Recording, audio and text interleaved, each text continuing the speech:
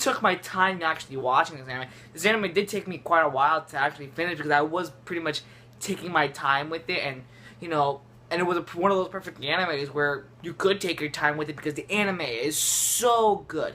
I have thought I'd never seen an anime quite like this one before, and the anime I'm talking about is Kenichi World's Mightiest Disciple. So the story of Kenichi World's Mightiest Disciple is basically about a man named Kenichi who was basically bullied and picked on for basically his whole life. So one day, he meets he meets a girl named Miu Furinji, and she happens to be a martial artist. And one day, Kenichi basically asks Miu, "Where do you get your training from?" And they go to this place called Ryozanpaku when he meets, I believe like five masters, and plus Miu's grandfather, who's also like the head master of Ryozanpaku, and he basically learned all different types of martial arts and fighting, such as Muay Thai, Chinese Kempo, Karate, and various other types of martial arts in either Japan or in China. So and that's basically it. And it's basically him trying to fight this group of gang called Ragnarok, who's been on his tail for quite some time, and that's the entire anime. It's basically him versus this group of thugs and gang called Ragnarok, and he goes out and whoops some serious freaking ass. And let me tell you this anime has a moral to it, and it has to be one of the most biggest morals in anyone's life, known to man, is that you never judge a book by its cover. Because, let me tell you this, Kenichi can be, he looks weak and all, but he actually kicks some ass. It's like the prime definition of don't judge a book by its cover, because, Kenichi whoops ass. I mean, yeah, he might suck at times, he might be a little scaredy cat at times, and yes, Kenichi is that character who is like, oh, I'm afraid if I do this, I'll get my ass beaten, but then, he always prevails at the end, and he always tells himself, you should give up, I should give up, but then no, he gets right back up, and he goes for it, and that's sheer determination for our main protagonist. He's a great character. I love Kenichi. And not only him, but it's mainly his 5 other masters. His 5 other masters are really well liked. All these characters are well loved, well enjoyable to watch. Every time they're on the screen, I laugh. This anime has some serious comedy, and let me tell you, it does its comedy well. I laugh my hardest when every time I would see Apachai, which is one of his masters, Apachai, one of his masters, and he would do all these crazy weird flips and shit, and he'll throw Kenichi, punch Kenichi, and he'll be knocked out and stuff and like this weird stupid way, and everyone's like, yo, you should calm down, but then he's like, I can't calm down, I'm that much of a badass, and that's how it is. It's just, but the thing is, Apachai, he's a real sweetheart. They're all really lovable, they're all really enjoyable, every single character I had a blast actually watching. Especially, mainly, my 5 favorite characters has to be Tanimoto, what was that guy's name? Hermit? No, not Hermit. Siegfried? Oh my god, Siegfried's like I said, Apachai, Shigure, and Kenichi. I really like Kenichi. I used to think that this guy, was like the fraidy cat, but no, he's actually a real well-liked guy. You can actually relate to this guy. This guy's really well developed, and I really enjoy the character of Kenichi. Same with the other characters. Miyu being one of the most well-developed character, Akisame being a hell of a great character, and some of the other characters. I really enjoyed watching this anime. This anime had a lot to give you when it comes to content-wise, and again, that's 50 episodes, ladies and gentlemen. 50 well-deserved, action-packed comedy anime, and let me tell you, Funimation has done it with this anime.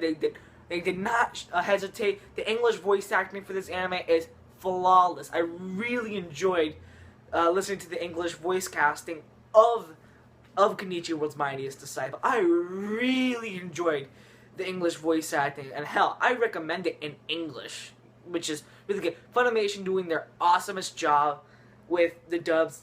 Well, mainly with like a few animes that have shitty dub, which I don't want to go into that. But I just want to emphasize that these characters, again, well loved, and the props have to go to the animation. The animation is, again, they did it again. The animation is great. I absolutely love the animation. Colorful yet dark and mysterious, and it has its role. And let me tell you this: never judge a book by its cover when you're watching this anime. The most evilest looking guy can actually be the greatest ally and the greatest sweetheart you'll ever see in an anime. And let me tell you this: I used to think that I would hate. I used to thought I would hate Sakaki. Sakaki being that guy with the freaking scar on his face. No, he's actually really well liked, and he was really enjoyable and hell of a great character to actually watch when it comes to this anime. And I really enjoyed Sakaki being one of my favorite characters. Shigure being another one of my favorite characters. I really enjoyed Shigure in this anime. And hell, I can go a bunch about all these characters. All these characters well like. We can start with some of these characters from the Grand Ragnarok are also well developed, well liked. Like Hermit, he was sort of like the head brains of sort of these operations. You have Siegfried, who is basically this musician man, and every time you talk, you go la la la la because he loves classical music and all. But I really enjoyed Siegfried in this anime. Siegfried has to be one of my favorite deadly fists, as they would say in Ragnarok, in the entire anime. I really enjoyed Siegfried. Hell, Tanimoto being another great character. I really enjoyed Tanimoto in this anime, and oh my god, I can keep going on about all these characters. Hell, Kisara, that's another great character. I really loved her in the anime, especially because she's the voice actor for both Luffy and Urza, from Luffy being from One Piece, Urza being from Fairy Tail. One of my two of my favorite animes of all time. And you might be saying to yourself, well, is she a girl or is she a boy? I should look that up. I promise I'll look that up for you guys. But overall, did I really enjoy this?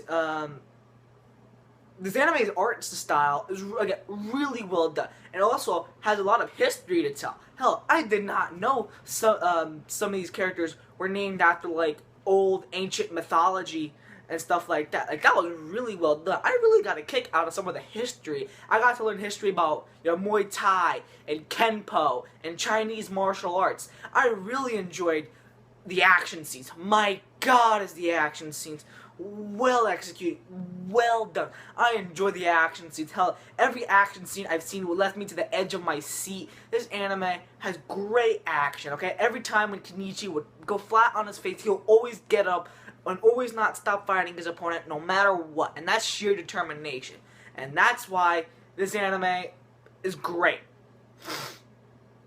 Now, hold on. I did have a few problems when it's coming towards this anime. Now, I did mention that some of these characters are well liked, are well developed, but then they're not too developed. Like, I would like to know, why did Shigure, or why did Appachai, or what did Sakaki join Ryo Zanpaku? They never really give you a full explanation on these guys. And also, another character that I kind of had a little issue with. I don't know whether I should like the guy or whether I should just flat out dislike him, but it goes to Haru Nijima. I do not understand this guy. What was his main purpose in this anime? Other than to just piss Kenichi off and getting him to, stupid random trouble. I really didn't like Haru Nijima at all. I thought he was well lackluster, well undeveloped, and I thought that he was just no words can describe how freaking ridiculous this guy is. All he ever does in the anime is piss Kenichi off and getting him to some even more trouble. Even though Kenichi's explicitly said, I don't want to have deal with any of you guys, but he's always like, no, come on, Kenichi, you gotta do this, or else some crazy shit. But overall, but at times, I really did enjoy seeing this guy on the screen. And all the creepy little shit that he does in this anime, hell, it's kind of funny. This anime does his comedy pretty well. So I didn't mind him being like the comedy relief of this anime. But him having like such an important role, I thought that he doesn't deserve to be in this anime. But besides from that, and a few other things, there weren't really much questions that are like, again, why did Shigure or some of these other masters from Ryo Zanpaku join Ryo Zanpaku? You don't really know that. And hell, I would like to know even more about Miyu's parents. You know, like they could have gotten a little story with a little further in that story, but they decided to, you know, skip it for something else. But that doesn't make up for the fact that this anime is without a doubt some of the most well-loved, has some of the most well-loved characters I have ever met. All of these characters you can relate to. You can absolutely love these characters. I absolutely love Kenichi. I love Kenichi. He's such a good main protagonist. It's definitely the moral of this anime is don't judge a book by its cover. Because let me tell you, again, the nicest, the meanest looking guys can be but just sweetheart, man. I mean, hell, look at Apachai, for instance. Apachai, yo, he's like a freaking monster. Like, look at the fucking size of this man. He's actually a sweetheart. He loves animals. He loves birds. Come on. And that's basically all I could say. Besides from the fact that, yeah, we did have a few little misjudged characters, and the fact that, yes, all these characters, again, well developed. I give Kenichi World's Mightiest Disciple from a scale through 1 through 10 a solid 8.5. It's really well loved, really worth watching. I recommend it if you love if you love action anime, if you want to learn more about martial arts. Hell, this is the anime for you. I learned a lot of neat fighting moves from this anime, and I got to learn a lot more by Japanese history than I've ever done before. And that's why I'm giving this anime an 8.5.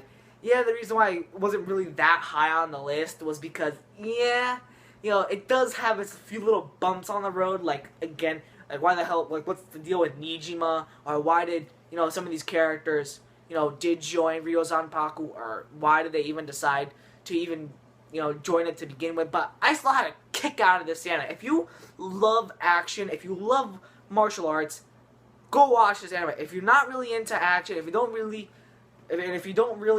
like it, and I don't recommend watching this anime, but if you love comedy, this is the anime I recommend for solid comedy.